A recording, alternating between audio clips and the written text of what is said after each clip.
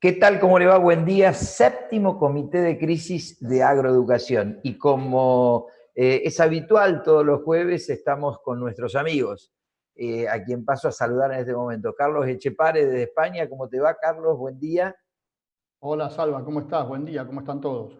Bien. Y desde no sé qué lugar muy extraño, te comento, está nuestro amigo Antonio Ochoa. Buen día. ¿Dónde está Antonio? A ver.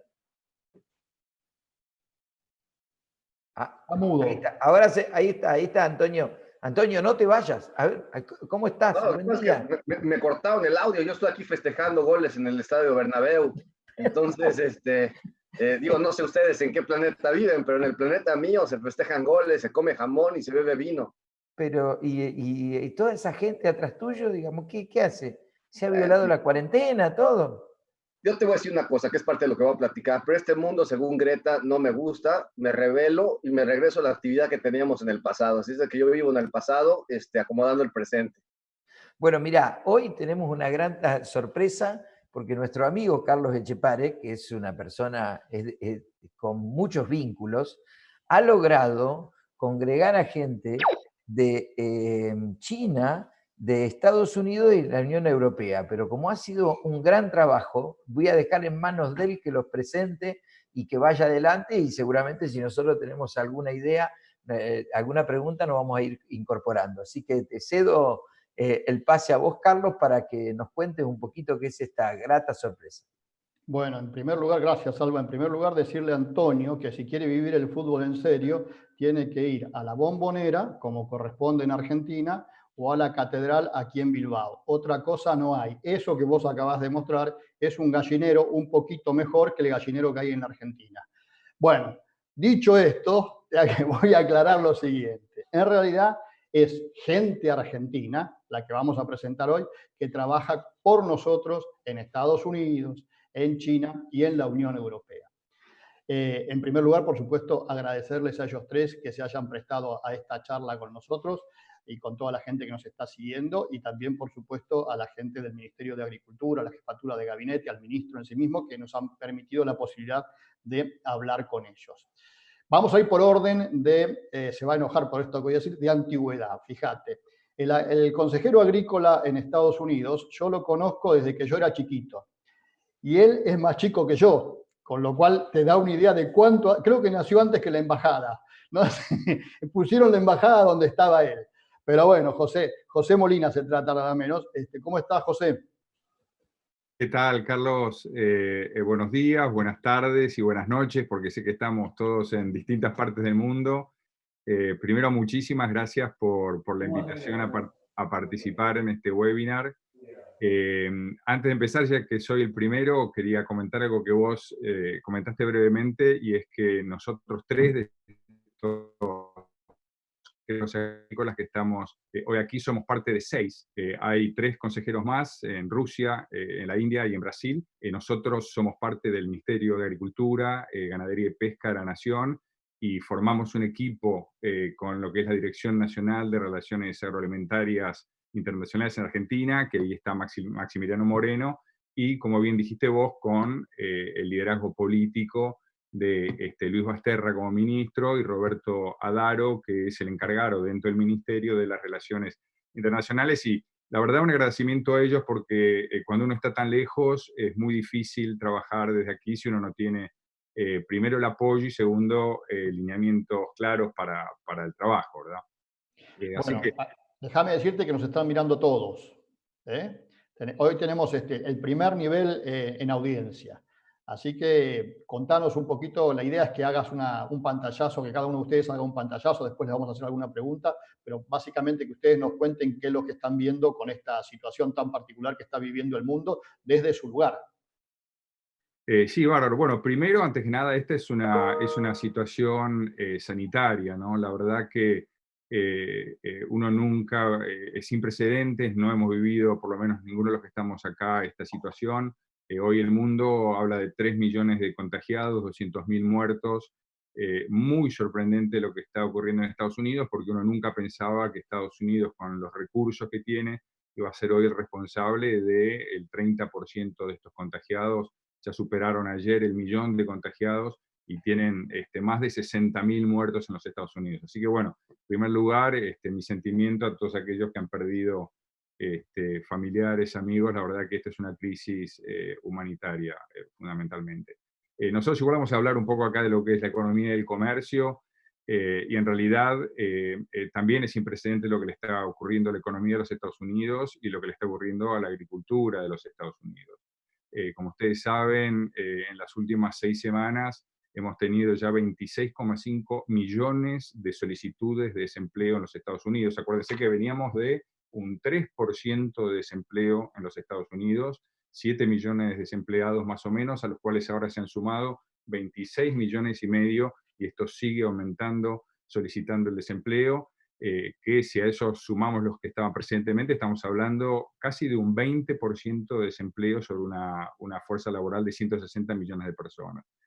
O sea que el impacto económico, están hablando que hoy probablemente el Departamento de Comercio publique las cifras del consumo. Están hablando de una caída en el consumo en los Estados Unidos de alrededor del 5%, es la caída más grande de hace 60 años en los Estados Unidos, y como ustedes saben, el 68% más o menos de la demanda de bienes y servicios en los Estados Unidos está asociada con el consumo del consumidor. O sea que realmente las cifras son todas, digamos, preliminares, con una caída del Producto Bruto de casi el 6%, 5,9%, pero de nuevo, estas son todas cifras preliminares porque muchas están tomando lo que pasó hasta marzo y todavía no están computando fines de marzo y abril. Dicho eso, bueno, ustedes lo saben de memoria, la demanda de alimentos en el mundo está directamente relacionada con lo que es la población y la capacidad de consumo, el poder adquisitivo de ese consumidor. Obviamente que con lo que acabo de decir es esperable o muy probable una caída en la demanda de bienes y servicios de los Estados Unidos y en particular de alimentos. Un elemento, digamos, que creo juega a nuestro favor en el sector agropecuario es que la demanda de alimentos es menos susceptible, digamos, a una caída del ingreso que la demanda de otros productos, ¿no? Obviamente uno no va a cambiar las zapatillas, pero comer va a seguir comiendo. Otro factor es que creo que es el caso puntual de Estados Unidos, no sé por ahí en Europa y es China, y es que el consumidor americano tiene el menor gasto en alimentos de su ingreso disponible, está por debajo del 10%, o sea que eso también de alguna manera podría amortiguar este efecto, digamos, ingreso que vamos a vivir acá en los Estados Unidos. Voy a hacer un comentario rápido de lo que estamos viendo también, que es sin precedente en los Estados Unidos, que es la disrupción absoluta de la cadena de distribución y de productos. Ustedes saben que acá en Estados Unidos el 52% del gasto, del consumo de alimentos se hace fuera del hogar. Que la gente lo hace en restaurantes, lo hace en bares, lo hace en hoteles, lo hace en centros de convenciones. Eso está todo cerrado. Como saben, todas las medidas estas de cuarentena que han establecido los estados, ha obligado que toda esta demanda que antes se volcaba a estos centros, a estas bocas tradicionales, se haya volcado ahora a los supermercados. Eso obviamente ha generado faltante de un montón de productos. Lo cómico fue en algún momento la falta de papel higiénico en los Estados Unidos y agua. No sé por qué, porque el coronavirus no afecta, digamos, ese aspecto de la vida cotidiana, pero sí habían faltantes, digamos, de carnes, de huevos, de harina. Claro, ahora la gente hace tres comidas en la casa cuando antes solamente hacía una.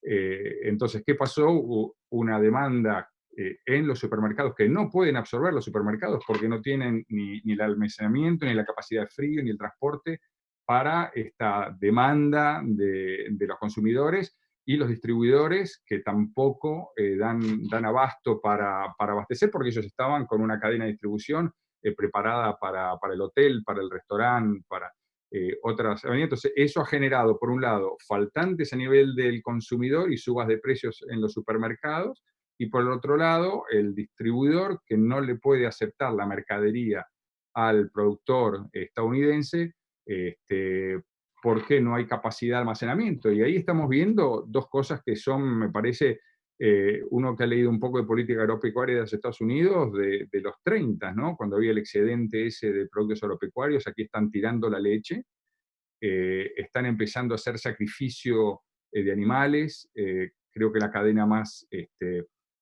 dañada por hoy, diría, es la porcina por la velocidad de producción, pero también afectado al aviar y a la bovina. Ya el Departamento de Agricultura está ayudando de alguna manera, inclusive a hacer sacrificio y sanitario y enterrar los animales por no tener cadenas de distribución de dónde colocar esos animales.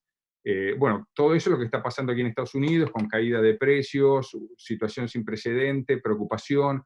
Después por ahí puedo hablar un poco de cómo está reaccionando el gobierno de los Estados Unidos ante eso, pero bueno, primero me gustaría hacer un comentario de cómo esto se refleja en la demanda de alimentos para productos de Argentina.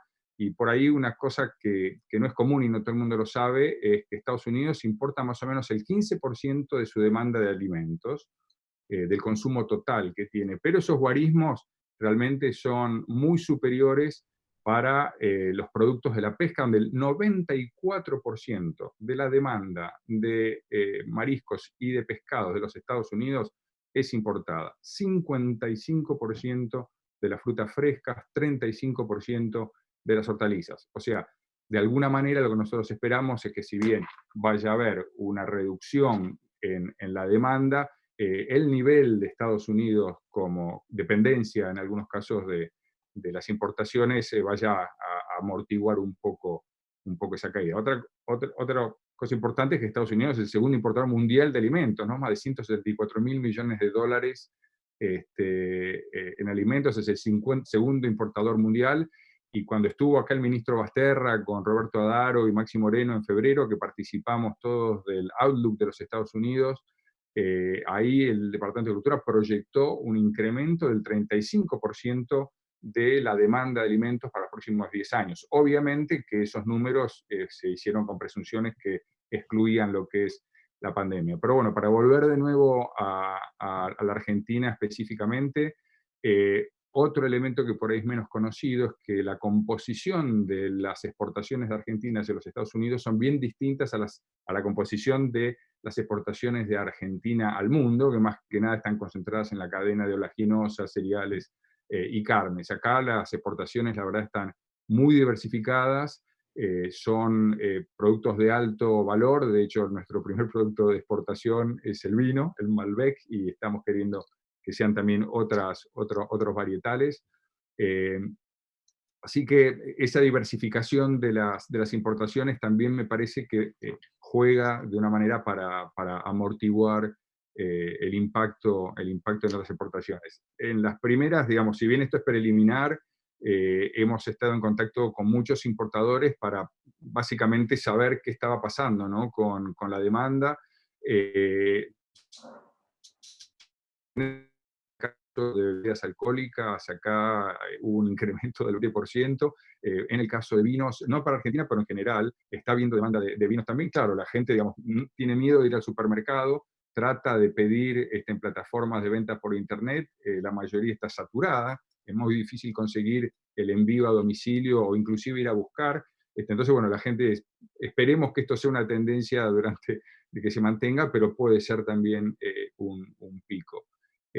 Otros productos que la verdad estamos viendo con muy buena demanda son los productos, los limones, que todavía no empezó la temporada, pero ya las órdenes están firmes. Ustedes saben que Turquía prohibió la exportación de limones, y eso porque el jugo de limón, que es otro de los productos exportados aquí a los Estados Unidos, los aceites esenciales se utilizan todos por sus propiedades antisépticas en productos de limpieza, inclusive a la gente, ¿no? que entiende que esas propiedades, digamos, antisépticas van a ayudar. Productos como el aceite de oliva, nosotros somos proveedores de aceite de oliva aquí a este mercado, y bueno, con lo que está ocurriendo en España y en Italia, Habrá que ver cómo esa oferta es afectada por el coronavirus, pero claramente lo que estamos escuchando es que ya hay caídas, digamos, de la demanda, pedidos de Italia. Una cuestión que también es importante mencionar es que cambió mucho el patrón de demanda del consumidor, ¿no? Cuando el consumidor se tiene que quedar en la casa, ¿qué hace? Compra productos no perecederos versus a los productos perecederos. Por eso también, además de la leche y las carnes que están sufriendo, acá se ha visto cómo se entierran las hortalizas y las lechugas y los zucchinis.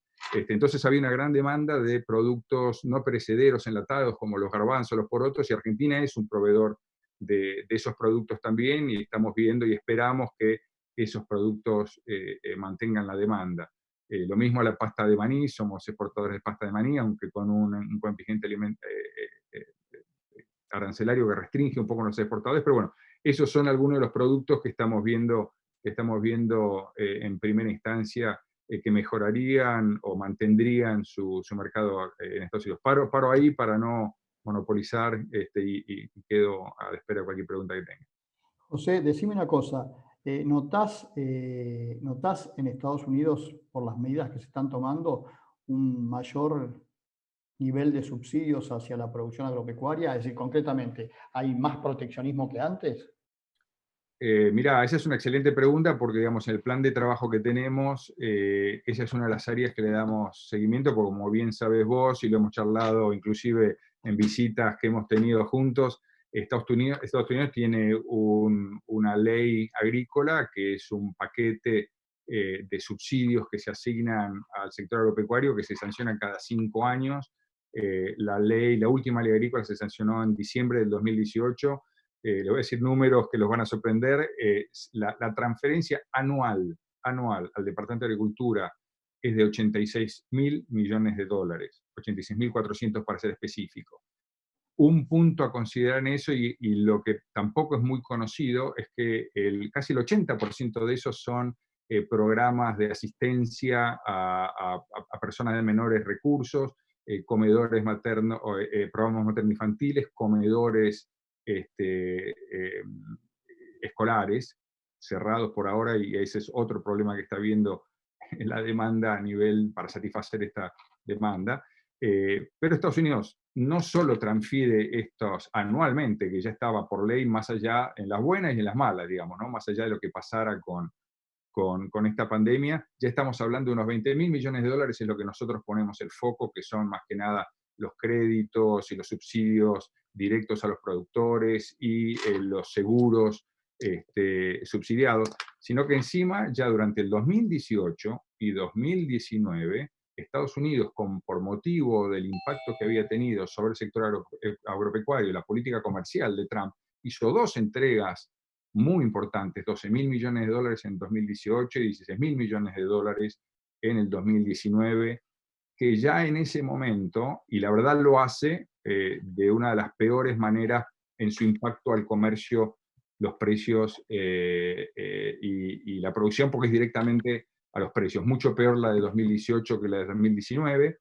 Y ya ahora, por el coronavirus, acaban de anunciar una asistencia de 19.000 millones de dólares. 16.000 millones de esos van a ir directamente a ayuda, asistencia a los productores, y otros 3.000 millones de dólares están asignados a compras para productos lácteos, frutas y hortalizas, carnes, y se hacen en compras mensuales de 100 millones de dólares. O sea que en realidad, y termino con esto, el Servicio de Investigación del Congreso, ya antes de este último tramo de subsidios otorgados, estaba estimando que con los precios de ese momento Estados Unidos estaría superando su compromiso de asistencia en la Organización Mundial de Comercio de 19.100 millones de dólares por año de estos subsidios, que son los más distorsivos de los precios de la producción y del comercio internacional. Carlos, si me permitís un segundito, tenemos realmente muchas preguntas del público, y especial para José. Dice Sofía García de CEPA: contanos por favor sobre la operatividad de los frigoríficos en USA y si hay impacto en el abastecimiento de carnes y en las expo. Después te seguís vos, Carlos. Sí, sí, la respuesta es sí. De hecho, ayer el presidente Trump acaba de pasar un decreto, es una orden ejecutiva, lo llaman acá en Estados Unidos, obligando a los frigoríficos a mantener sus operaciones. Eso se debió, ustedes saben que acá la producción de carnes está muy concentrada, y cuando hablo de carnes, hablo de las tres carnes, aviares, porcinas y bovinas, están en manos de muy pocos frigoríficos. Ya llevábamos más o menos a raíz de la pandemia más de una docena de frigoríficos cerrados, 20 muertes dentro de los frigoríficos, y la verdad, muchos juicios ya que están siendo em, por los trabajadores y por los sindicatos a los frigoríficos, y están hablando más o menos de un 20% de caída en la producción aquí en Estados Unidos de las distintas carnes, ¿no? Para producción de pollos, alrededor del 10% también, producción de cerdo, y esto está en proceso. Vamos a ver ahora cómo digiere las compañías y el mercado esta orden ejecutiva del presidente de mantenerlas abiertas. Los juicios son más que nada porque no se respetaba el distanciamiento social y los lineamientos del CDC, ¿no? Que es el Centro de Enfermedades, y OSHA, que es una de las agencias que asegura la utilización adecuada, digamos, de maquinarias y demás para proteger a los consumidores. La respuesta es sí, tiene efectos sobre la oferta interna. Sobre las importaciones, sorprendentemente, las carnes argentinas, la carne bovina fresca que recuperamos nosotros en el mercado hace un par de años, ha superado ya en este primer trimestre todas las exportaciones del 2019.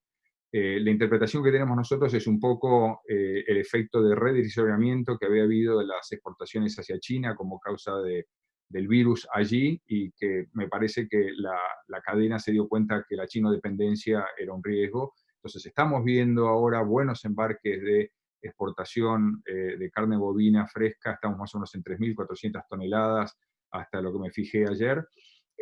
Y lo interesante es que si bien nosotros queremos colocar carnes de alta calidad como las que estamos acostumbrados a comer en casa, la demanda de Estados Unidos es de hamburguesas, porque acá más del 50% se dedica a las hamburguesas. Entonces, en un contexto, digamos, de reducción del ingreso del consumidor, es esperable que de alguna manera haya una selección de productos de menor costo, y la hamburguesa claramente lo es. Así que esperemos que las exportaciones de carne fresca, buena fresca argentina, puedan por lo menos aprovechar el contingente arancelario que tenemos de 20.000 toneladas. Bueno, José, te agradecemos la participación. Quédate, por supuesto, si querés, a escucharlos. No sé si te satisface escucharlos, pero ahora le toca el turno a Hernán, que está en Beijing. No sé si lo vamos a poder ir a visitar otra vez. Lo hemos ido a visitar varias veces, pero ahora yo no sé si estaremos en condiciones de volver a ir a Beijing, o si él podrá salir de allí para la Argentina. No lo sé. Yo lo veo que a él la cuarentena le está pasando como a mí, pero él sabe a qué me refiero, pero bueno, ahí estamos engordando en la cuarentena, pero después vamos a volver a hacer todo el tiempo la gimnasia que estamos acostumbrados a hacer y eso. Contanos, Hernán, ¿qué está pasando en China en este momento? Bueno, antes que nada, agradecerles a Agronegocios la oportunidad de tener este contacto con ustedes y con Argentina, y como bien decías, un poco contar cuál es el estado de situación aquí con respecto a los efectos de esta pandemia, que de algún modo, como todos saben, si bien surgió aquí en Wuhan, con lo cual fue el primer país afectado, y la verdad que eso al principio generó mucho desconcierto porque absolutamente se desconocía los efectos y alcances de esta enfermedad. Pero bueno, si me dejas, me gustaría hacer un pequeño resumen de cómo fue evolucionando la enfermedad para entender un poco cuáles fueron las medidas que tomó el gobierno. Como se sabe, esto surgió más o menos a principios de diciembre, pero recién las primeras muertes se produjeron a principios de enero, y se empezaron a detectar casos incluso en países limítrofes de gente que comenzaba a viajar al exterior hacia mediados de enero. Tenemos que tener en cuenta que para ese momento ya China se estaba preparando para lo que es el Año Nuevo Chino, para la gran festividad, que si bien es una semana, la verdad que en ese periodo es un periodo que aprovechan la población aquí para regresar a sus casas o muchos salir de vacaciones, con lo cual fue el peor momento, en verdad, para el surgimiento de esta enfermedad, porque claramente eso ayudó mucho a que se diseminara a todo lo largo de China y en el mundo. Y en función de eso, justo al momento de inicio del Año Nuevo Chino, que fue el 21 de enero, el gobierno chino decide poner en cuarentena la ciudad de Wuhan y empezar con los controles de movimiento de personas a nivel interno. Y se podría decir que los efectos más fuertes de la restricción de movimientos de personas a nivel interno en China se produjo entre el Año Nuevo Chino, es decir, el 21 de enero, y mediados de marzo. Esto se puede decir que es la época más fuerte y en donde en verdad los resultados a nivel económico muestran la mayor contracción, digamos, de la economía china. Pero en ese lapso, se podría decir que la primera semana, que fue justamente el Año Nuevo Chino, es decir, a finales de enero, y la primera semana de febrero fue un parálisis total. El gobierno decidió extender lo que era el feriado por Año Nuevo Chino una semana más, y eso paralizó bastante la actividad interna. Y después, a partir del 10 de febrero, el gobierno decidió garantizar el flujo de bienes y servicios a nivel interno, porque ya empezaba a notarse desabastecimiento de mercadería. Y en base a eso se empezó a ver que los primeros sectores en reaccionar y empezar a mostrar mayor actividad económica, como bien señalaba José, que sucede en Estados Unidos, era el sector de venta en supermercados o ventas online. Aquí la venta a través de Internet y el reparto a domicilio está muy desarrollado. Así que se puede decir que este fue el sector que más desarrollo tuvo, más crecimiento tuvo en esa etapa, incluso tuvo que pedir refuerzos, digamos, incluso de personal y de gente que estaba en otros sectores, como el hotelero, restaurantes, para un préstamo de personal para poder atender lo que era la preparación de comida para envío a domicilio y el reparto a domicilio. Y ya a mediados de marzo se empieza a ver ya un mayor control del surgimiento de enfermedades a nivel interno, y en base a eso se empieza a flexibilizar un poco lo que era el control de movilidad, y con eso después vamos a ver un poco que se empieza a ver un reflejo también en lo que era el aumento de la demanda por mayor movimiento de la población. Para dar algunos datos, la semana pasada salieron las estimaciones de lo que fue la caída, digamos, de la economía el primer cuatrimestre del 2020, y se estiman que más o menos estuvo en un 6,8%, y eso ha llevado a que el Fondo Monetario contrajera las estimaciones de crecimiento, que antes de la pandemia eran del 6% de crecimiento para el 2020, la contrajo a una caída del 1,2%. Sin embargo, perdón, no una caída, sino que el crecimiento va a ser 1,2%, pero sin embargo el gobierno chino, en función de que está arbitrando diferentes políticas para promover el consumo interno, tiene la esperanza de algún modo de por lo menos tratar de llegar a un 5 o 5,5% de crecimiento, que para la economía china es muy importante, porque el crecimiento es el que genera el derrame a nivel social, digamos, de recursos, y hace que dentro de todo la economía mantenga su dinamismo. En cuanto a la demanda interna, como les decía, los supermercados y ventas online, principalmente de alimentos, fueron los que más rápido lograron mostrar signos positivos de crecimiento. Y esto también se vio reflejado en las importaciones.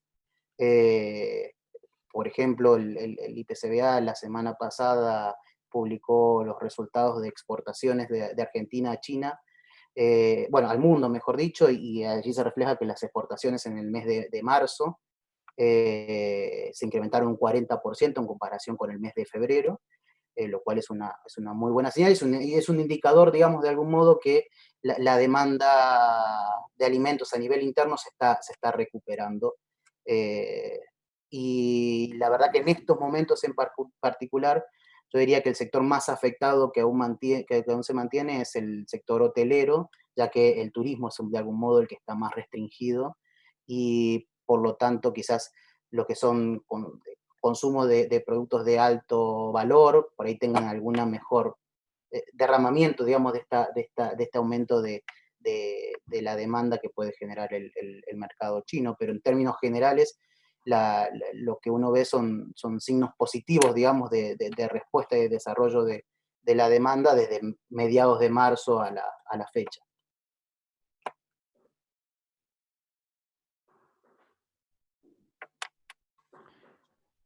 ¿Me escuchás, Hernán? Sí.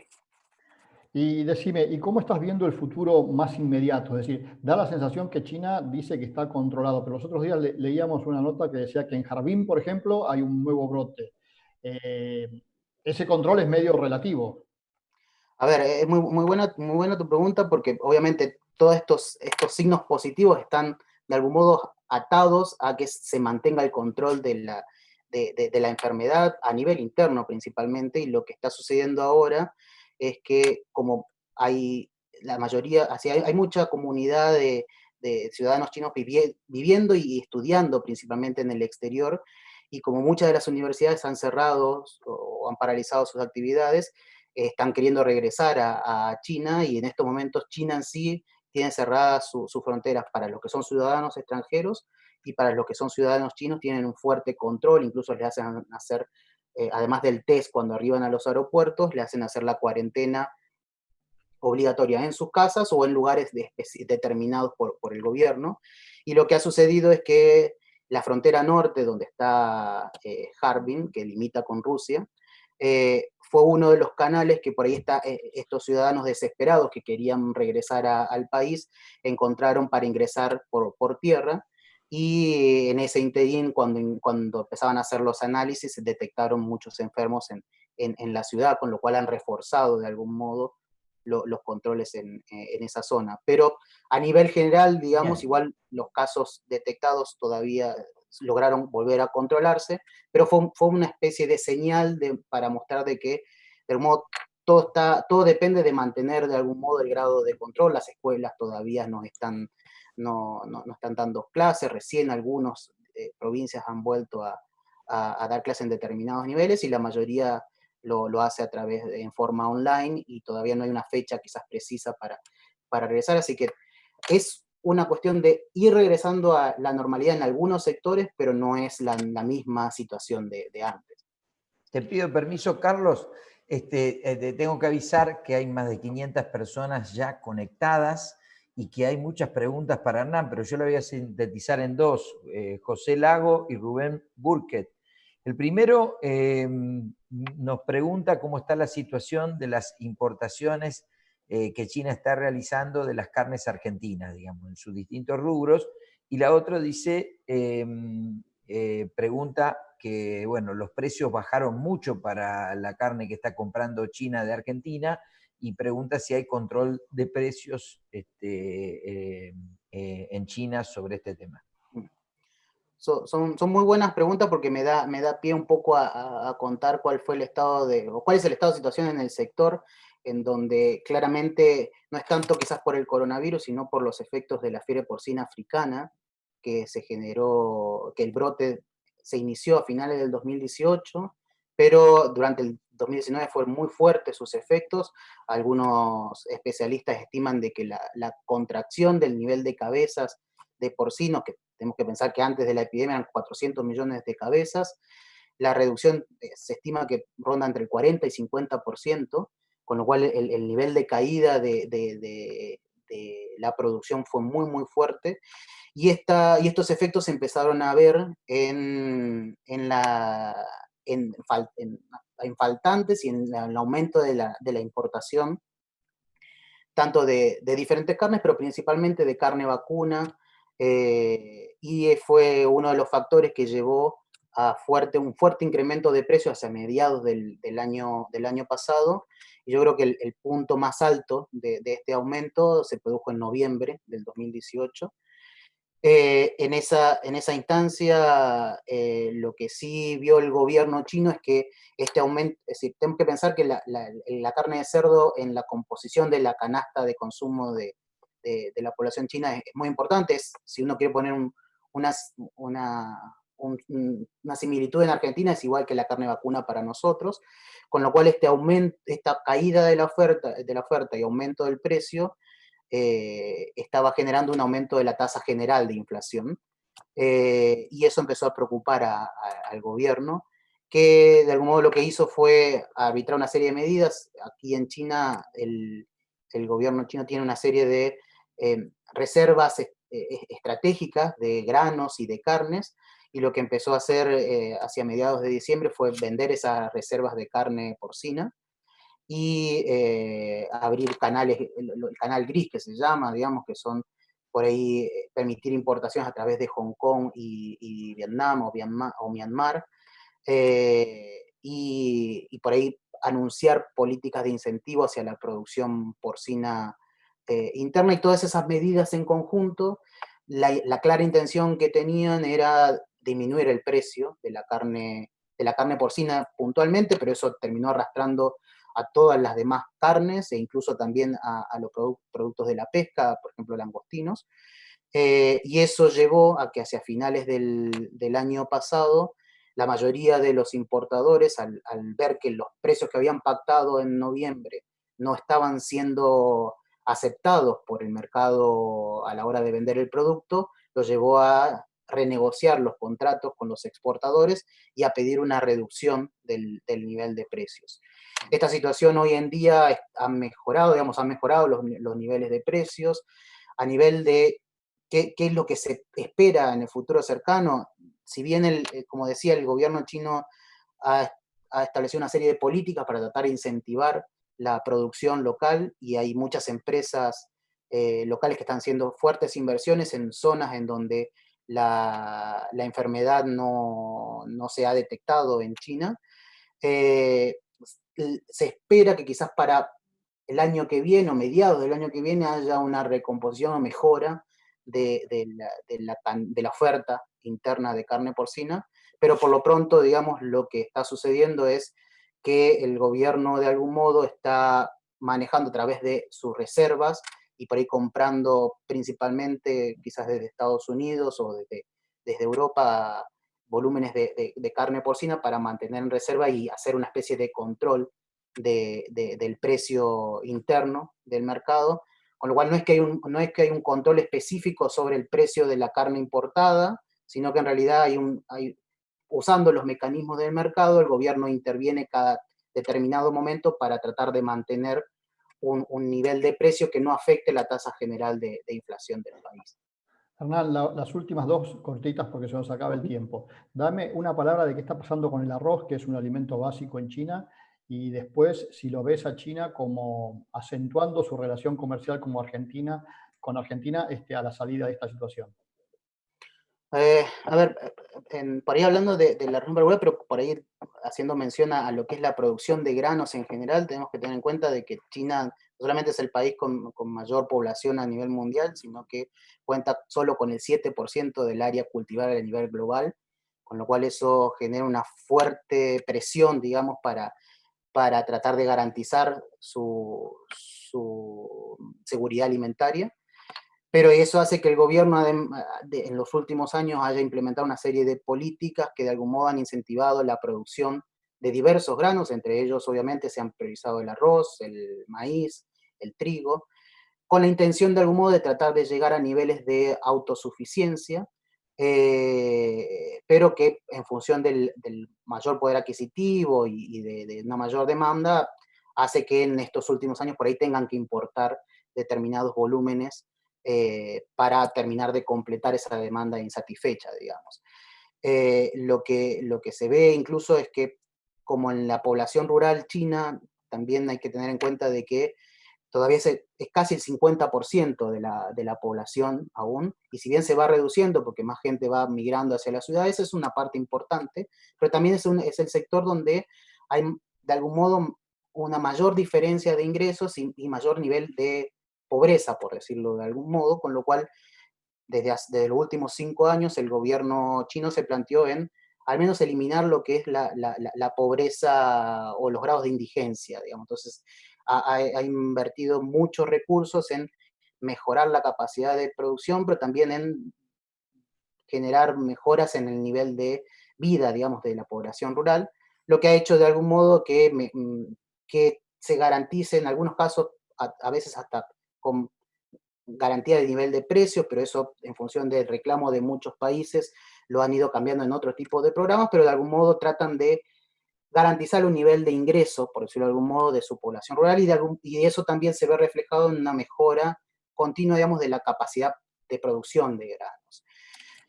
Pero China sigue creciendo y la verdad que la demanda sigue en aumento y eso permite que las importaciones continúen en aumento y si bien por ahí uno ve que especialmente en lo que es granos, la demanda está orientada por ahí a un producto primario, a un grano para procesarlo aquí, quizás para alimento balanceado, para animales o para producción de aceite.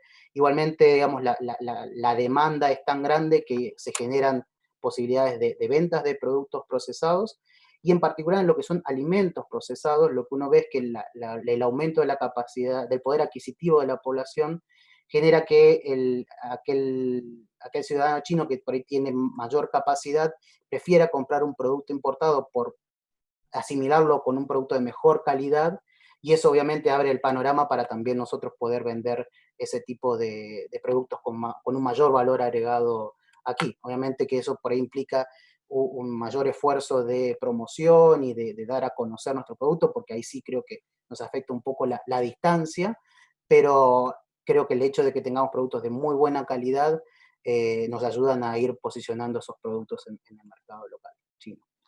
Gracias, Hernán, te agradecemos mucho y lo mismo, te invitamos. A vos te queda ahora escucharlo a Gastón si querés.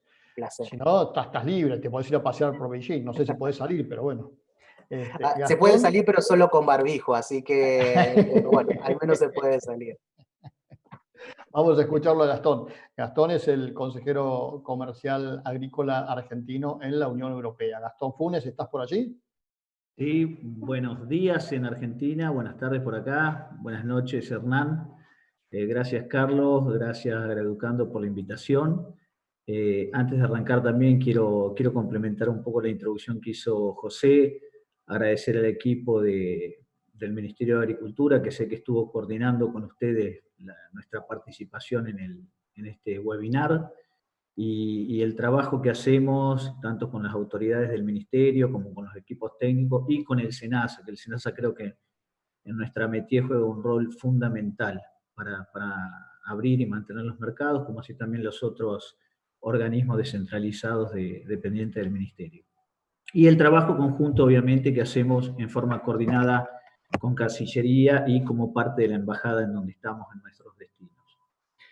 Entrando un poco en tema en cuanto al impacto de la epidemia acá en Europa, es difícil, como dijo José, tener una estimación precisa de cuál va a ser el impacto a largo plazo porque nadie sabe cómo sigue esta epidemia. En la UE lo condicionan a 4 factores principales a la evolución económica o la contracción económica en China, como ya explicó Hernán, a la disrupción de las cadenas de suministro, que vamos a hablar un poquito, al impacto en la demanda causada por incertidumbre, por menos demanda o por cambios en el comportamiento de la demanda, como vamos a ver, y también por problemas de liquidez en las empresas. El impacto puntual de las estimaciones es difícil tener precisiones. Antes de la crisis se estimaba que Europa iba a crecer, o en la zona euro, por lo menos 1,5 puntos este año en el PBI. Ahora, el impacto de la epidemia dependerá principalmente de 2 factores. Uno, la extensión de la epidemia, cuánto tiempo más va a durar la epidemia, y la efectividad de las medidas sanitarias que se tomen para contenerla y de las medidas económicas que vamos a ver se están aplicando para ayudar a controlar la epidemia y a la post-crisis, a la reactivación de la economía en la post-crisis. Hay 2 escenarios que se están planteando, un escenario de mínima con un escenario que la epidemia dure un par de meses más y se logre controlar. En ese caso se estima que en la zona euro va a haber una contracción de la economía del 5% este año y una recuperación y volver a los parámetros precrisis para mediados del año que viene. Y un escenario menos favorable, si la epidemia se extiende por varios meses, la caída podría llegar a ser bastante mayor, cercana al 10%, y con una recuperación bastante más lenta a los niveles actuales pre-crisis. En Europa, como ustedes saben, hubo 2 o 3 países más afectados, que fueron Italia y España, en donde el sistema sanitario colapsó. Actualmente, de los 3 millones de infectados a nivel mundial, 1 millón corresponden aproximadamente a Europa. Lo que es remarcable en Europa es que la tasa de mortandad respecto a la tasa de infectados es más alta que la media. A nivel mundial, yo no tengo los datos precisos, pero creo que está en un 6%, una cosa así. En Europa, la tasa de mortandad respecto a los infectados supera el 12%. Para dar una idea del impacto económico que está teniendo, Francia tuvo una caída de su PBI en el primer trimestre, de enero a marzo, del 6%. Y Francia tiene actualmente el 25% de su población activa privada con un seguro de desempleo, o sea, lo que acá les llaman el chômage. Ellos tienen un sistema de seguro de desempleo, pero un poco para que vean el impacto que tuvo en Francia.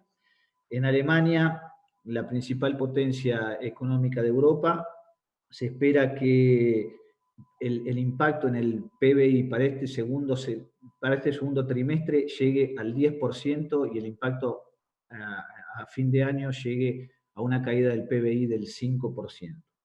Y si la epidemia se controla y las medidas son efectivas, se esperan que se empiecen a recuperar en 2021. Pero eso les da una idea clara, estas 2 principales economías de Europa, el impacto que tienen.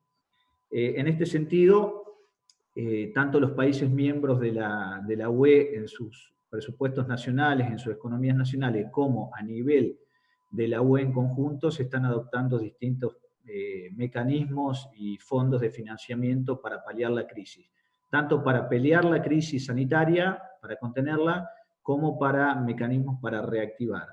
A nivel de fondos que han sido redireccionados en los presupuestos nacionales para contener la crisis, ya suman aproximadamente 2,5 billones de euros. Y a nivel europeo se están acordando distintos mecanismos. A través del Banco de Inversiones se acordó una partida de 200.000 millones de euros para financiar las empresas y que sigan trabajando y que no quiebren.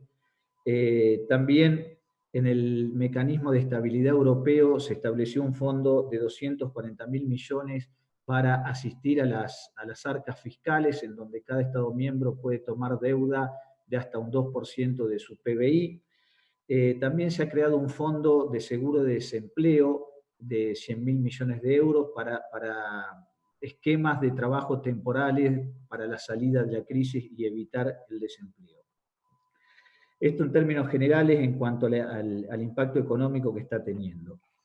En cuanto al impacto comercial, bueno, como ustedes ya seguramente saben, la OMC estimó, la Organización Mundial de Comercio, que la crisis va a tener un impacto de entre el 15 y el 32%, dependiendo de cómo se extienda.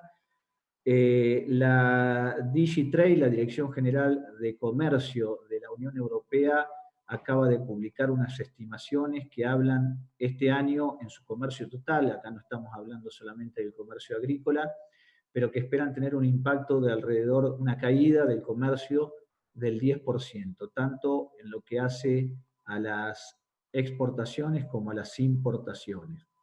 En materia de agroalimentos, la Unión Europea exporta por 150.000 millones de euros, exportó en el 2019, e importa por 120.000 millones de euros.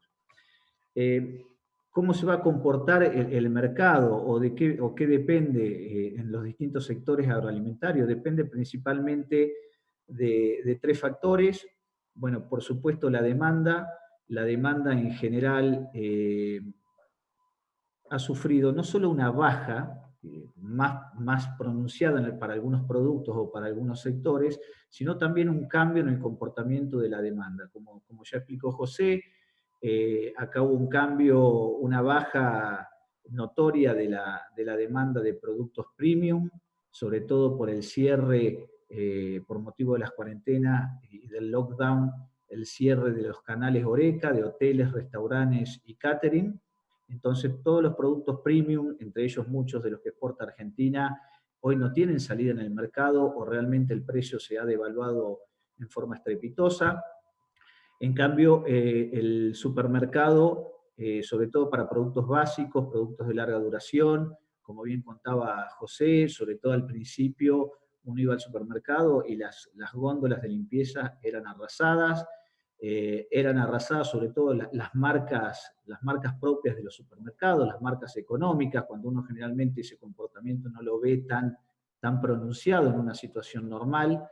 Y también los productos alimenticios de larga duración en contra de los productos perecederos. En cuanto a la oferta, acá hay distintas situaciones de acuerdo al sector.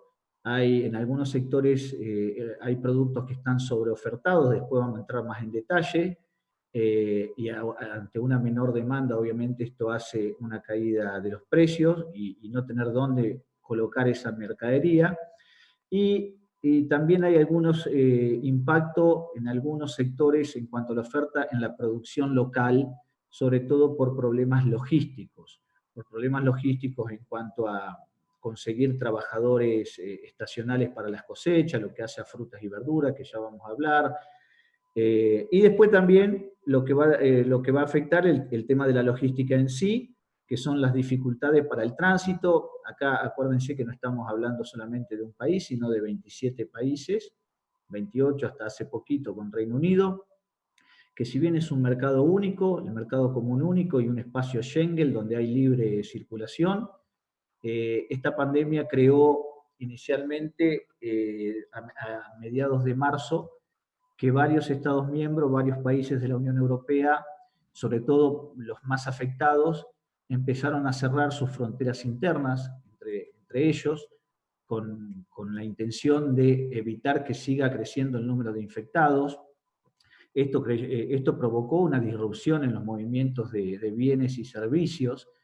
Entonces la Comisión Europea terminó acordando con los Estados miembros un cierre total de las fronteras externas de la Unión Europea, salvo para las personas residentes en la Unión Europea que estaban en el exterior y tenían que regresar, y salvo para bienes y servicios considerados esenciales, entre ellos lo que hace a todo lo que es la cadena agroalimentaria. No obstante, algunos Estados miembros continuaron con sus fronteras cerradas, entonces la Comisión coordinó con ellos y a los fines de no impactar el mercado único, acordó establecer canales rápidos, green lanes, en donde con puntos específicos de paso entre las fronteras internas de los países de la Unión Europea, dando paso prioritario, preferencial a los servicios esenciales, entre ellos los productos agrícolas, los alimentos, con controles rápidos que no superan los 15 minutos. A nivel en el marco de mantener la cadena agroalimentaria bien abastecida, a nivel de las importaciones, ni la Unión Europea ni los Estados miembros en forma unilateral hasta ahora han implementado ninguna restricción formal, llámese de tipo sanitaria, llámese de tipo cuantitativa de importaciones. La Autoridad Europea de Seguridad Sanitaria y el Instituto Alemán de Análisis de Riesgo establecieron claramente que los productos agrícolas y los productos alimentarios no son una vía de riesgo de transmisión del virus, entonces son considerados productos esenciales y no hay una medida formal que afecte las importaciones a la Unión Europea. No obstante esto, obviamente la situación del COVID y las medidas de prevención para los trabajadores, para los para el personal de los barcos, de los aviones, para el personal que hace los controles en los puestos de control. Han habido, sobre todo inicialmente, algunas demoras, algunas complicaciones, se está trabajando con menos personal, pero es verdad que la Unión Europea ha encontrado algunos mecanismos facilitadores, permitiendo inclusive presentación de certificados vía correo electrónico en vez del papel. O sea, se ha trabajado para evitar todos estos problemas logísticos y que no haya desabastecimiento. En cuanto a la demanda, como ya les dije, el cierre del canal Oreca ha impactado fuertemente en algunos productos, en más, en menos, en algunos más, pero un promedio ha habido una caída de un 30% de la demanda de estos productos en volumen y un 50% en valor al ser productos premium.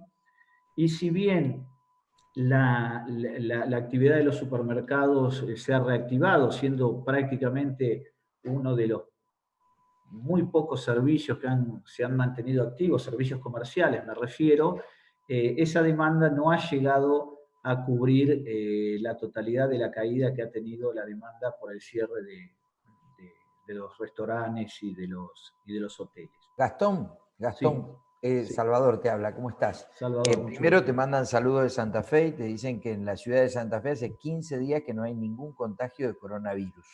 Muy buena noticia. Tengo toda mi familia y mis amigos, así que muy buena noticia. Bueno, te mandan muchos saludos a través de aquí del chat. Y Osvaldo Braco te pregunta, ¿qué producto estimas que va a demandar la Unión Europea y si demandará productos alimenticios, cuáles? Perfecto. Un poco estaba por entrar en eso. En una pandemia es difícil ver una oportunidad inmediata en el corto plazo.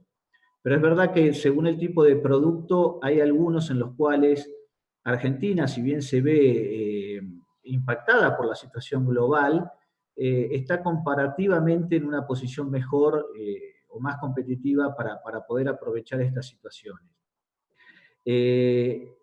Por ejemplo, cuando se produjo todo esto y cuando Argentina estableció la cuarentena preventiva, el aislamiento preventivo, hemos recibido el llamado de las cámaras de la cadena de agroalimentos, sobre todo lo que hace a los traders de cereales, traders de oleaginosas, traders de alimentos para animales, en donde nos pedían que por favor aseguremos la funcionalidad de nuestros puertos y la funcionalidad de nuestras exportaciones, principalmente de las harinas, de la cual el sector ganadero es altamente dependiente acá en la Unión Europea. También de los cereales, si bien recientemente la Unión Europea acaba de ampliar, de aumentar los aranceles al maíz y al sorgo, esto es principalmente por la caída del precio del maíz en Estados Unidos, al haber menos producción de etanol. Todos sabemos que la pandemia ha causado también una disminución de la demanda de los biocombustibles por la caída del precio del petróleo, pero en lo que hace a la cadena ganadera y a los insumos para alimentación animal, de los cuales Argentina es uno de los principales proveedores a la Unión Europea, esa es una demanda que va a continuar. En lo que hace a frutas y hortalizas, también, sobre todo acá en el sector de frutas y hortalizas de la Unión Europea, está con muchos problemas logísticos, aumentos de los costos de los transportes, aumentos de los costos de la mano de obra, dificultades de conseguir mano de obra porque hay muchos trabajadores estacionales que van de un país a otro y estos cierres de frontera que han hecho algunos países han dificultado la llegada de trabajadores. Entonces, hay algunas producciones, algunos productos puntuales, el caso de la frutilla, productos más perecederos, que puede haber algún faltante. O el tema de la fruta cítrica, nosotros estamos ahora empezando nuestra exportación, la campaña de exportación de fruta cítrica y a la UE en contraestación, y como bien mencionó José, la fruta cítrica y las hortalizas acá están vistas como alimentos saludables, sobre todo en el marco de la pandemia, no solo por el tema de los aceites esenciales, sino también por el tema de la vitamina C. ha habido una demanda de fruta cítrica en la UE y esa demanda va a continuar. Otro producto que hemos visto como una oportunidad es la miel, por ejemplo, solo a título de ejemplo, el principal proveedor de miel a la UE es China, pero se espera que la exportación de miel de China de esta campaña sea bastante inferior de lo normal por los problemas que está teniendo China con el virus y a lo mejor una menor producción. Y ahí Argentina creo que tiene una buena oportunidad para exportar más productos. También un producto muy demandado es la manzana, en lo cual se espera una producción menor en la UE este año de un 10%, y menores demandas de exportaciones y mayor consumo. O sea, el tema de las frutas y hortalizas, el ajo también acá está visto como un producto muy saludable y se decía, no sé si es verdad o no, que también podía aumentar las defensas y en el marco de la pandemia. Nosotros tenemos una cuota para exportar ajo, si bien esta no es la época en la cual se implementa nuestra cuota. Pero esos serían algunos de los productos en los cuales yo creo que hay que aprovechar esta oportunidad, más allá del impacto global que está teniendo esta pandemia. Gastón, Sí. decime una cosa, ¿crees que la política agrícola común se va a hacer más fuerte ahora que después de esto que está pasando?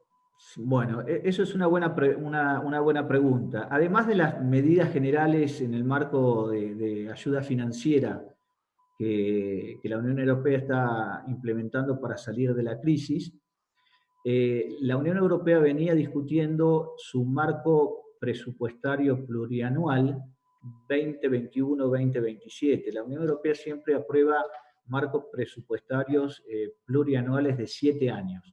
Obviamente, con esto de la pandemia, seguramente varios criterios y varios elementos del marco presupuestario plurianual de la UE van a tener que revisados o redireccionados a salir de esta crisis.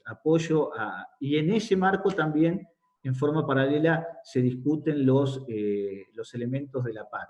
Ahora específicamente con la pandemia se han flexibilizado algunos mecanismos de las ayudas de la PAC, muchos fondos de desarrollo, del pilar de desarrollo rural que no habían sido utilizados todavía, se están permitiendo ser redireccionados para flujo directo de caja de los agricultores. Se están aprobando medidas que al principio la Comisión era más reticente a implementar medidas adicionales en el presupuesto de la PAC, porque decía, que en parte es verdad, que el sector agroalimentario estuvo menos impactado que otros sectores. Acá el sector hotelero, turístico, de negocios, de electrónica, de ropa, fue el más afectado, pues se paró esa economía. La producción de alimentos, al ser un servicio esencial, no fue tan afectado, pero fue afectado por la generalidad del problema. Entonces, se acaban de aprobar medidas que van a ser implementadas de apoyo directos a varios sectores, sobre todo lo que hace a almacenamiento privado, para el sector de la carne fundamentalmente, que nos impacta en forma directa. Y es verdad que esta epidemia les va a dar mucho pie al sector y a varios europarlamentarios que venían discutiendo que para la próxima PAC, que va en línea con el marco presupuestario plurianual, se mantenga como mínimo los niveles de ayuda reales de la PAC que está cerrando ahora, mismo con el Brexit, porque estaba en la discusión si disminuir un 5% del presupuesto de la PAC en virtud del Brexit, en virtud de la salida del Reino Unido, y yo creo que esto va a dar pie a que o justificación para el sector para pelear, mantener este presupuesto o tal vez conseguir medidas adicionales y también más flexibilidades dentro de la PAC en lo que hace las ayudas directas. La mayoría de los fondos de la PAC, que son aproximadamente 58.000 millones de euros anuales, la mayoría van al pilar de pagos directos de la PAC y el 13% de esos pagos pueden estar autorizados hoy en la actual PAC a ayudas acopladas a la producción, que son las ayudas más distorsivas, por decirlo así. Yo creo que toda esta crisis va a ser aprovechada, un poco lo ato con la pregunta que le hiciste a José sobre el riesgo de mayor subsidio, y yo creo que el sector se está agarrando de esto para pedir.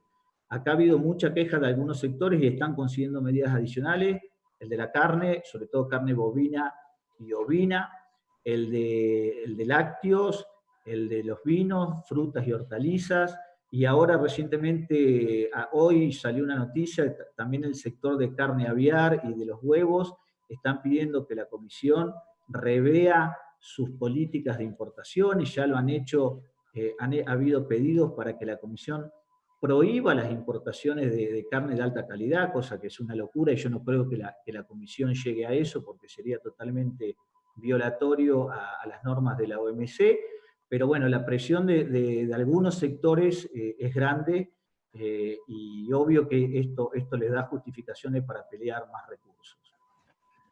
Bueno, yo lo que me queda es invitarlos a que se queden, a Hernán, a José, a Gastón, agregados comerciales de Estados Unidos, de China, de la Unión Europea, para seguir conversando con nuestros amigos Carlos Etchepare y Antonio Ochoa. Como acá, digamos, siempre contamos la verdad, tenemos que decir gracias a Carlos Etchepare, que hizo este gran trabajo de producción con todos, y ya agradeciste, digamos, las autoridades nacionales, porque esto es un hecho inédito. Hace exactamente 70 minutos que estamos conectados con el mundo, porque básicamente estamos llegando a las zonas en donde Argentina tiene mayor comercio, y son los centros decisores del comercio granario y de proteína cárnica a nivel mundial. Así que realmente es un orgullo para Agroeducación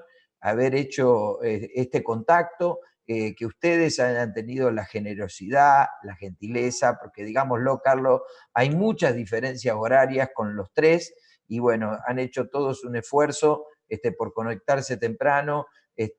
Un agradecimiento también a toda la gente de técnica de Agroeducación, digamos, y a nuestro socio y líder Carlos Baciano, que permite todas estas este acercamiento con el mundo, y nos está educando tecnológicamente a Carlos y a mí en todo lo que tiene que ver este medio. Así que los invitamos a que se queden, y si te parece, nosotros seguimos con nuestra rutina, porque tengo un problema, no sé dónde está Antonio. ¿Vos sabés dónde está Antonio, Carlos? Ahí largó el gallinero, por lo visto, pero no sé dónde está. Yo te diría, de acá te podría decir que hasta puede ser una calle de Pamplona, pero no creo que Antonio se anime a venir. No sé. ¿A dónde estás, Antonio? Yo estoy en Pamplona. Yo no me quedo sin Pamplonada este año. A mí no me importa nada, y aquí atrás, ves los toros, ahí están los toros, están los Sanfermines. Tené cuidado. Entonces, el señor Etchepare se quejó de que tenía un gallinero porque puse el estadio del Bernabéu, y pues no le pareció, y el señor Etchepare hoy dicta la cátedra, trae a los disertantes y manda. Así es de que nos pusimos como vecinos del señor Etchepare por hoy. Bueno, ¿cómo estás viendo todo desde allí? ¿Cómo está el mercado? Estamos un poco más tranquilitos con el petróleo, saltó un poquito para arriba. ¿Qué incidencia ha tenido esto en el mercado granario, y cuál es el termómetro de Chicago a esta hora? Bueno, todo tiene que ver con la velocidad a la que encontremos recuperación económica y que nos podamos echar a andar. Entonces, hay diferentes cosas que están detonando esto. El día de ayer, este laboratorio Gilead encontró pruebas mucho más convincentes alrededor de un tratamiento que permite que la reducción de tiempo en los enfermos de COVID haga una depresión, por así decir, de la multiplicación del virus. Entonces, estas pruebas que habían entrado en diferentes arranques y pausas, habían tenido una descalificación muy grande por parte de China en algún momento, cuando decía China que este medicamento mataba finalmente al paciente, y cosa que no está sucediendo. Estamos viendo que ahora los placebos están dando una información diferente, y lógicamente da una esperanza diferente. Alrededor de todo esto, como sabes, el día de hoy sabemos que tenemos que regresar a la actividad normal, entendiendo que el virus no se ha atenuado, que el virus sigue esperando, que nos hemos escondido de alguna forma, no hay vacuna y no hay antiviral. Así es de que el regreso a la actividad tiene solamente este signo de interrogación, y esta información ayuda mucho. Esa es una. La otra, el día de ayer vimos a la Reserva Federal hablar. El señor Powell platicó y básicamente dice, no tenemos prisa para sacar toda esta liquidez que hemos inyectado en el mercado. Nosotros, como Reserva Federal, somos una entidad que estaremos prestando todo lo que se nos pida. Nosotros no vamos a estar entregando programas asistencialistas. Eso le corresponde a la administración pública. Definitivamente esa es una atribución del Tesoro norteamericano. Entonces, tienes un convenio de cosas que en lo económico te apuntan a seguir inyectando liquidez. Hay aportes de todo tipo, subsidios de todo tipo, y situaciones que, bueno, lógicamente te invitan a que las acciones sigan manteniendo un número interesante. Las acciones, el mercado accionario, el que más potente es en Estados Unidos, está en tracción de las tecnológicas, principalmente estas empresas fuertes, estas empresas dominantes en este momento, que van llevando el liderazgo y que ayudan a que no se vean tan mal los índices. Pero si nos vamos al Russell, al índice del Russell, en donde están las empresas de poco market cap, como se le llama, te estás dando cuenta que empiezan también a hacer seguimiento. La economía va a tener ganas de explotar. Este fin de semana estaremos viendo a Texas regresar a la actividad. Texas es muy grande en contexto de lo económico y es una huella digital que queremos estar siguiendo definitivamente porque es lo que nos marcaría el retorno a la actividad económica en Estados Unidos. Entonces, si Texas, que es más grande en términos económicos que Rusia y que varias otras economías, logra ponerse en tiempo y forma en la recuperación, estamos hablando de un cambio de velocidades en donde al menos podemos sentir que hemos pisado un piso temporal o que hemos tenido una zona de donde no se pone peor. El petróleo recupera también algún tipo de potencia producto de todo esto y nos vamos a meter en estos ángulos tangenciales de locura que estamos viendo con la disrupción de esta cadena de suministro. El primer ángulo es lógicamente decir que si el petróleo empieza a subir, eventualmente solamente necesitamos ver a las gasolinas en Estados Unidos subir 25 centavos para que el etanol empiece a ser rentable y al menos en los números empiece a mostrar una ecuación de diferenciales de márgenes positivos. Eso lógicamente activaría en muchos ángulos la capacidad de producir etanol, pero nos vamos a meter ahora en un problema, porque las fábricas que están deteniéndose no se van a echar a andar de un día al otro, tienen que esperar una secuencia grande, han metido ya algunas crónicas de cosas y bueno, estamos en eso. Carlos, ¿hay alguna cosa que quieras que diga? ¿Me estás levantando la mano a mí o voy mal? Sigue tranquilo. Ok, bueno. El toro, digo, que te viene el toro atrás y que tengas cuidado. Sí, no, cuidado, mira, con que no salgan los cuernos atrás de mí, todo está bien. Si eso no sale, todo, lo demás no me preocupa. Pero bueno, ahora que te digo, como se dice, que las cosas están tan complicadas que si mi mujer se va con otro, me voy con ellos, y usted lo sabe, ¿no?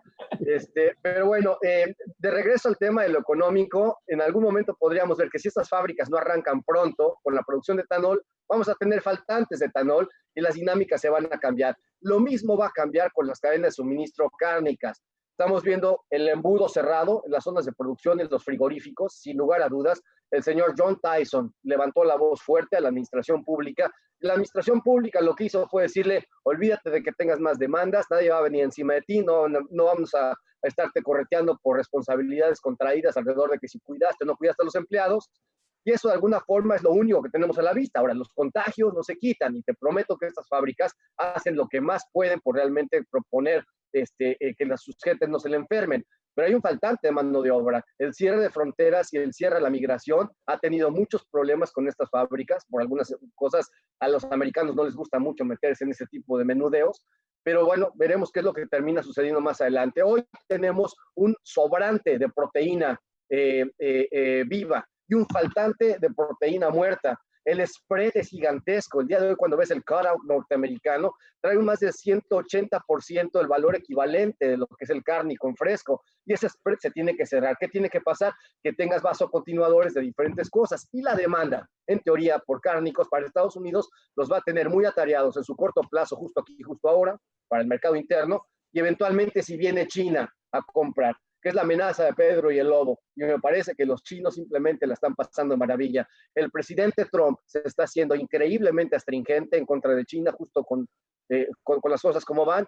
Biden está empezando a mostrar en algunas encuestas que va de líder relativo a lo que está pasando para las elecciones próximas. Al presidente Trump le urge empezar a hacer sus rallies y hacer su show, porque eso es lo que le prende a la raza. De momento este sistema de conferencias de prensa que está dando lo está desacomodando, está desatinando en muchas cosas. Ya le cambió el estilo temporalmente, me parece que le pusieron el freno, pero eso no nos quita que el presidente Trump ya esté declarando que está en el mejor interés de los amigos chinos que él pierda las elecciones. Empieza a ser cada vez más vocal en el sentido y va a ser una situación en donde no va a buscar cómo se arregla, sino con quién se desquita, y es muy sencillo aventarle la retórica encima a los chinos. Así es de que yo de mi lado, de momento te digo esto, exportaciones semanales muy sólidas, muy buenas, y bueno, el dato de desempleo que me parece lo vas a tocar en un ratito, Salva, pero cerca de 30 millones de habitantes enlistados en la fuerza laboral han decidido declararse con necesidad de que sean ayudados por parte del desempleo norteamericano. El tema que te pregunto ahí es que vos hiciste la mención del candidato demócrata, es si es que gana el candidato demócrata, hay chances, ¿qué chances tiene, digamos, la relación comercial Estados Unidos-China? Y consecuentemente, si va a mantener la política de subsidios que ha llevado adelante Trump con el agro o no.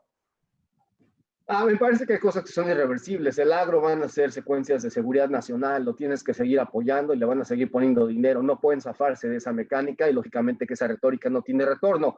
El sistema asistencialista tal vez va a ser muy distinto, porque ahora no va a poder decir este señor que es una medida de ayuda por cuidado de la retaliación económica que está haciendo China en contra de Estados Unidos. Biden es una persona que ha sido muy amigable con China, demasiado amigable con China, y que es una de las críticas que se le tiene, por lógicas razones, en donde también tiene intereses creados, por lo que se ha dicho alrededor de su familia. El candidato Biden, de momento, me parece que lo tiene claro, es el único contendiente serio, porque todos los demás ya básicamente le dieron el visto bueno. Ya recibió el apoyo de la señora Clinton, ya recibió el apoyo del expresidente Obama, y la verdad es que una vez que Bernie Sanders le dijo que va con él, junto con él, y que no va a estar enfrente de él, está claro que él va a ser el candidato único. Ya empieza a sonar el tema de todos estos agentes de propagación política a hacer la retórica hacia su población o hacia la masa crítica del presidente Trump. Así es de que viene una elección muy complicada si el tema económico en Estados Unidos no se reactiva. El presidente Trump ha mostrado que ha sido un buen presidente con bondad, en donde puede ser crecimiento económico, donde el país ya viene con inercia, pero no sabemos si es un buen presidente para conducir desde las ruinas, entre comillas. Y este país en este momento tiene muchas condiciones complicadas. Los estados están quebrando técnicamente, necesitan ayuda federal, no hay ingresos, los consumos se han caído, los impuestos no se han captado, los servicios se han multiplicado, y es una situación inédita. Entre todo el federalismo hay mucha gente que se está acusando entre ellos por muchas cosas, y es de que Estados Unidos, si bien tiene un poder de pólvora, entre comillas, eterno por parte de la Reserva Federal, en algún momento las cosas tienen que cambiar, y hoy en lo coyuntural hay una crisis. Si no se puede echar a andar este país pronto, va a ser un mal ejemplo. Y si China y Estados Unidos no logran tener un acuerdo comercial en orden, el mundo tiene más problemas para salir adelante, y los necesitamos, bien o mal. Seguro. Yo te quiero contar a ustedes qué es lo que está pasando acá en Argentina, con alguna sucesión de anécdotas de amigos, que estas cosas son de la vida real.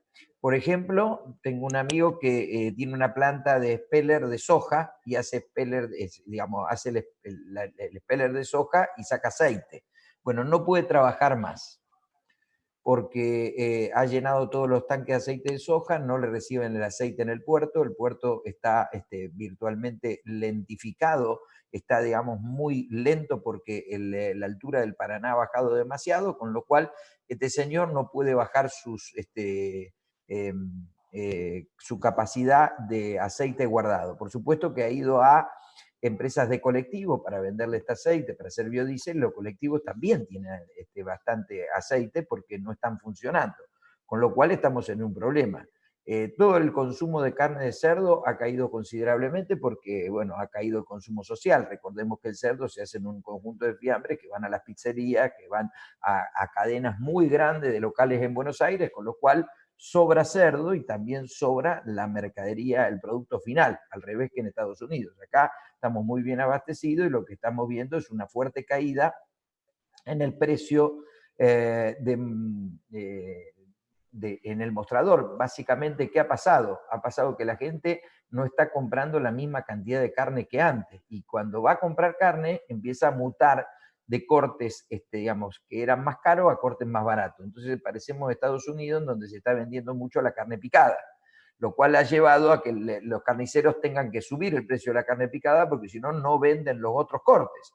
Entonces se da una cosa muy loca en donde sube el precio de la carne picada, pero cae el precio de los otros cortes, y todo termina empujando para abajo una caída de ventas generalizada en la Argentina. Aquí la primer cuarentena se tomó de forma muy liviana, los supermercados vendieron muy bien, la gente, digamos, estuvo muy bien. En la segunda cuarentena empezó la preocupación, y en la tercera estamos viendo realmente una fuerte caída en las ventas de las distintas bocas de expendio, y esto empieza a afectar para atrás al mercado.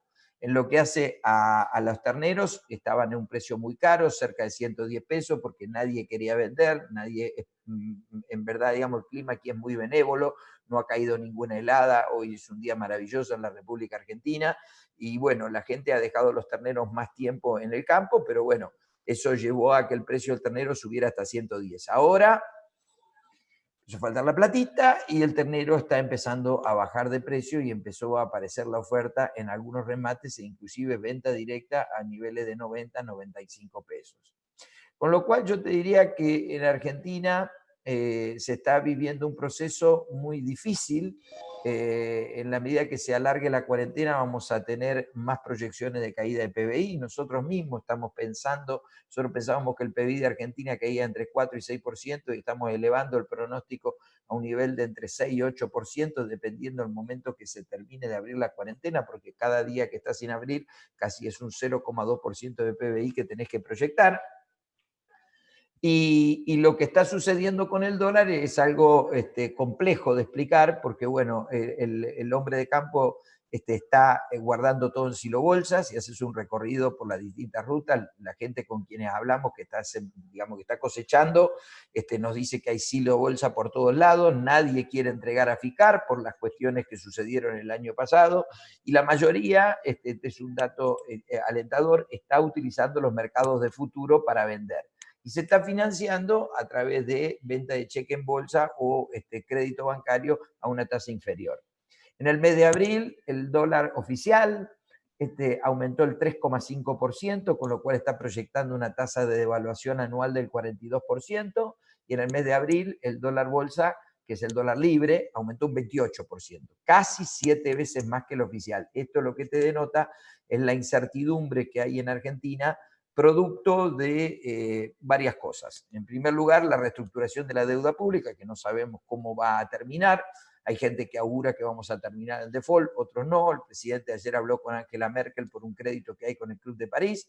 El presidente dice que hay voluntad de acordar, el ministro dice que no se mueve un ápice la propuesta. Esto se va a develar más allá del 8 de mayo. Hoy, digamos, son negociaciones abiertas. Y después hay una menor intensidad en el bloque de senadores nacionales que lidera la vicepresidenta Cristina Fernández de Kirchner en tratar el impuesto a la riqueza. Esto es una buena noticia para el mercado. Hay algún ruido entre la relación del gobierno y el sistema financiero por unos bonos que quisiera emitir el Ministerio de Economía y colocarle a los bancos. Y bueno, lo conocido por todos, salió del gobierno el presidente del ANSES, Alejandro Vanoli, y por estas horas se está debatiendo intensamente en la coalición gobernante quién lo va a reemplazar, y eso es un halo de incertidumbre. La realidad es que hemos tenido una gran suba del dólar bolsa que llegó a casi 120 pesos, luego el gobierno intervino modificando los porcentajes de cartera de inversión de los fondos comunes de inversión. Hoy estamos en un impasse, pero bueno, hay que dejar correr algunos días para ver finalmente cómo se termina el mercado digiriendo este conjunto de noticias, este conjunto de versiones, y ver si estabilizamos o no. No sé vos qué noticias tenés por ahí cerrando, Carlos, pues estamos ya casi llegando al final. Bueno, yo te voy a dar las 2 primicias. Yo soy muy amigo de Angela Merkel. ¡Apa! Te lo aviso. Angela Merkel está muy cerca tuyo también. Ah, mira. Aunque vos no lo sepas, sí, tenemos a Angela Merkel ahí, controlando todo. Y lo segundo es que sé el nombre del reemplazante de Vanoli, pero no te lo voy a decir. No. Yo también lo sé, pero no te lo voy a decir. ¿Qué es esto? No. ¿Qué es esto? Acordate lo que hablé en privado. Bien. Y cuando dije él, puede ser la. Bien. Bueno, vamos a hablar de otra cosa. Vamos a hablar de lo que... ¿Es la novia de un político? No sé, yo en la vida íntima de la gente no me meto. Bueno, ok, yo sí, ¿Eh? pero bueno, está bien. Pero, no sé. Bueno, Es la novia de un político. Bueno, vamos. listo, dejémoslo ahí. Los políticos no tienen novia, tienen secretarias. Bien. Escúchame, te cuento, es cierto lo que decís, la gente está embolsando, pero también es cierto que se vendió mucho de manera anticipada y lo está entregando. Te digo, para los rumores que hubo estos últimos días, malintencionados todos, diciendo que los productores no están vendiendo. Las cifras muestran claramente que a esta altura del año hay mucha más mercadería vendida en la Argentina de la que había el año pasado. Por ejemplo, en trigo está vendido el 84% de la cosecha, el año pasado estaba vendido el 71%. En maíz está vendido el 51% de la cosecha, el año pasado estaba vendido el 38%. Y en soja, con una cosecha este año más grande que la del año pasado, está vendido el 41% contra 30% de lo que había vendido el año pasado. Ahora, es cierto que todo esto se vendió, o gran parte se vendió de manera anticipada. Y que ahora en cosecha el que no vendió antes tiene precios mucho más bajos, ¿está claro? Y además tiene 455 tipos de cambios distintos, de lo cual el más bajo es el del productor agropecuario y si quiere dólares en serio tiene que terminar regalando la mercadería, por eso es lógico que embolse. En la medida que embolse, tomando las precauciones del caso para asegurarse un piso de precios, no me parece mal que lo esté haciendo. Pero hasta ahora, hasta esta fecha, datos oficiales, hay muchas más ventas de las que había el año pasado a la misma fecha. No se equivoquen. Lo que pasa es que hay intereses en todo esto, tratando de hacer ver que el productor no está vendiendo. El productor ya vendió. Lo que pasó es que el exportador también hizo su negocio y liquidó antes. No te olvides que el año pasado, sobre fines de año, hubo récord de liquidaciones de divisas que, digamos, de alguna manera usufructó el gobierno anterior y que son las que faltan este año, este primer trimestre, primer cuatrimestre.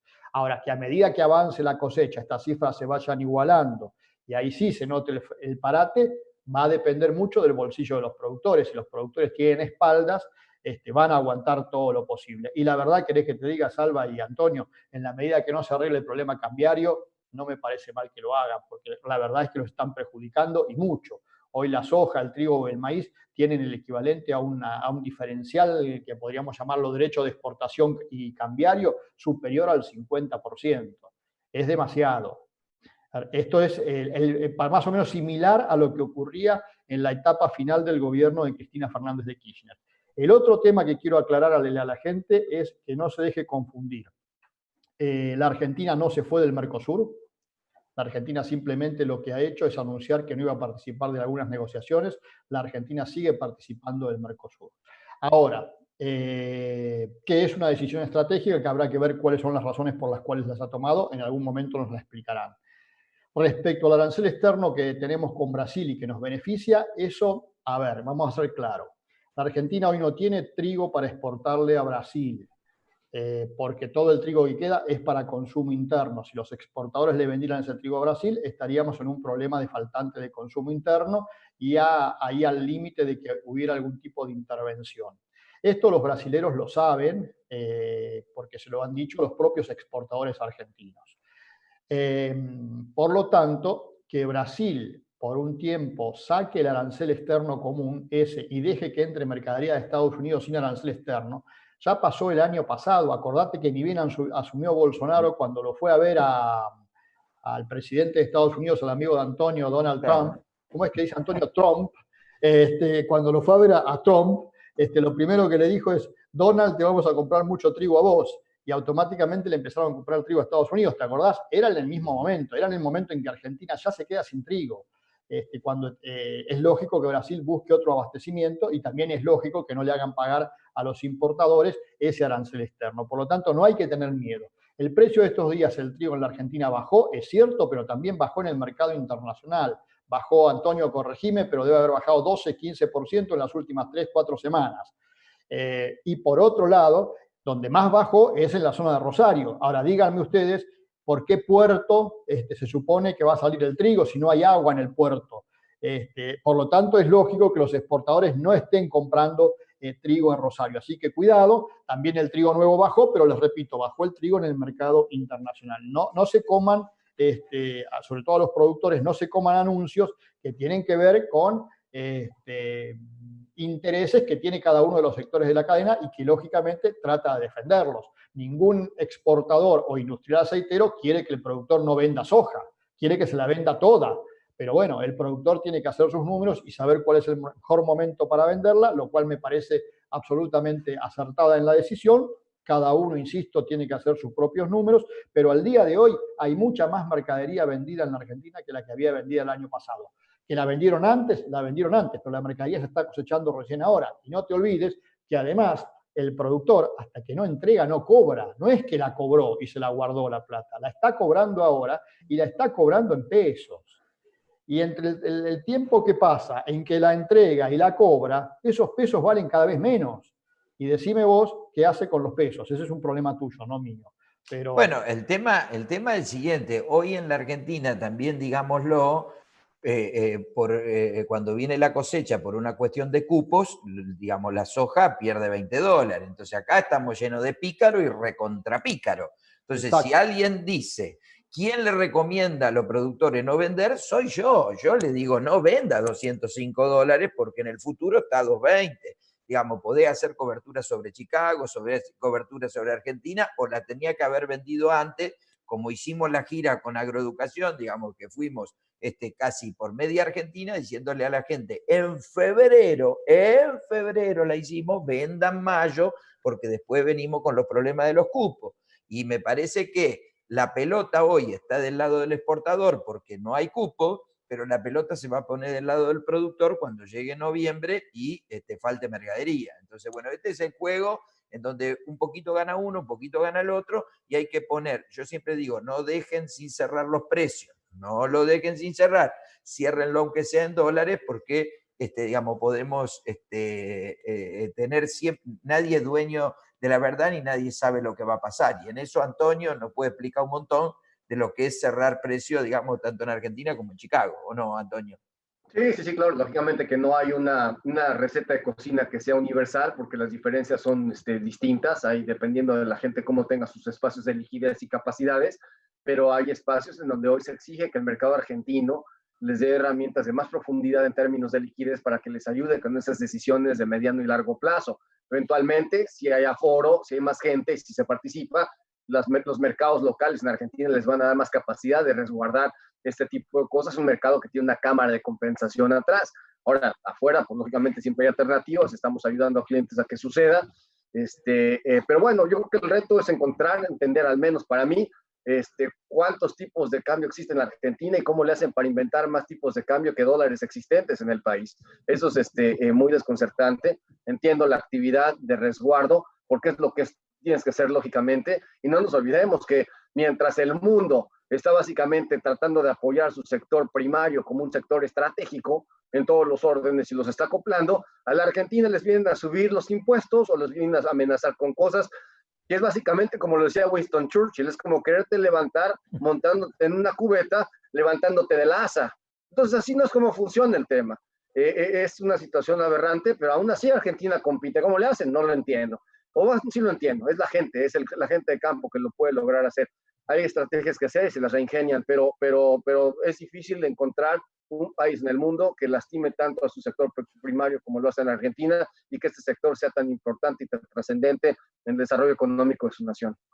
Pero la que tiene un tipo de cambio especial es Andrea Gentile. Dice que si la gente se une al posgrado de agroeducación, ella le va a dar un tipo de cambio agroeducación. Se ha inventado en este momento, inclusive te toma la soja a mayor precio si paga con soja.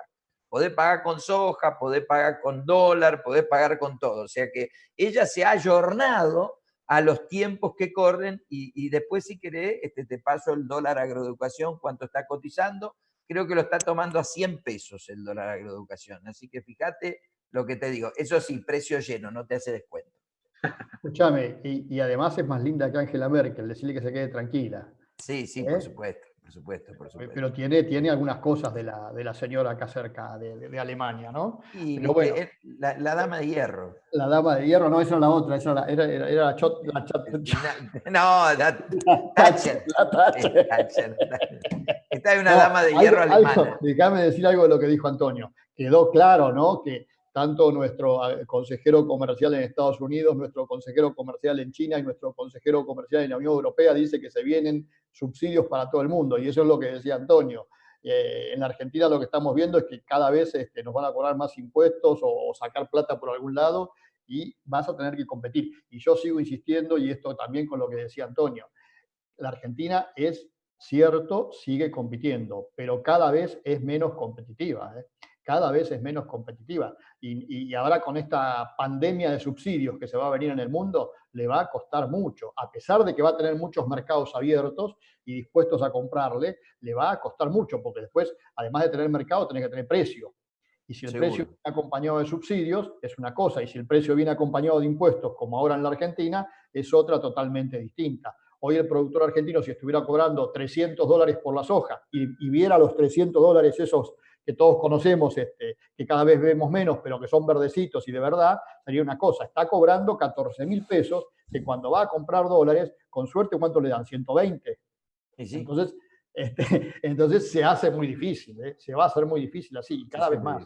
Exactamente. Bueno, tenemos que ir cerrando y les renuevo la propuesta para el jueves próximo, a la misma hora, por este mismo Vaticanal. Viste que ahora están saliendo la mayoría de las series allí en Estados Unidos de superhéroes, así que lo espero a esta misma hora, por este mismo Vaticanal, el jueves que viene, y ya vamos a estar seguramente hablando también temas de Argentina, porque una de las mayores demandas que tenemos de la gente es que le hablemos de clima, porque se viene el trigo, quieren saber qué puede pasar con el clima en la República Argentina, qué le puede pasar con el clima a Brasil, a nuestros competidores, así que seguramente la semana próxima vamos a tener este tema. Los saludo desde aquí de Argentina. Antonio, muchas gracias. Carlos, te comiste la cancha con toda la producción. Y bueno, a Marcos, a Andrea y a todo el equipo de Agroeducación, a los más de 450 personas que se unieron y a todos los que nos están escuchando de Argentina. Les dejo un abrazo grande. Chau, chau.